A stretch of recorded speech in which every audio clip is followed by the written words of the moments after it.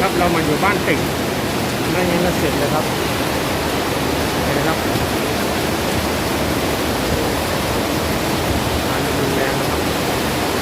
พายุเข้ามาแล้วครับตอนนี้เรานี่อยู่ชั้นบนนี่สบายนะครับลมเจอลมมาเมื่อกี้นี่โอ้โหข้างล่างนี่ดูไม่ได้เลยครับข้างล่าง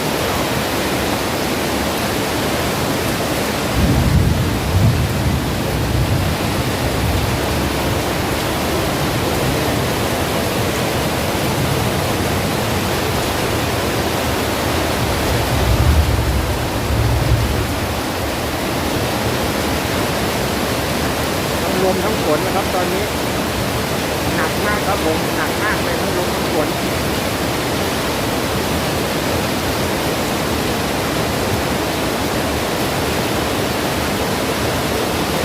โอ้นี่ลงไปข้างล่างไม่ได้เลยนะครับเจอลมหนักเต็ม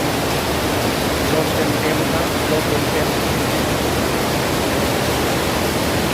นะครับข้างล่าง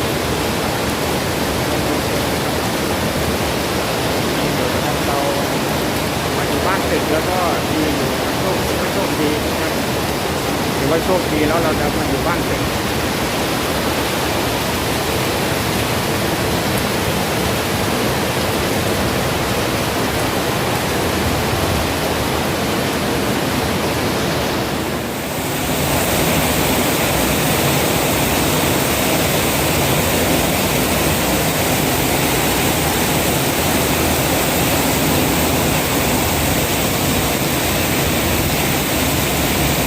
หนักมากครับยิ่งหนักไปเรื่อยนะครับโอ้โหนี่ลมมาแล้วครับ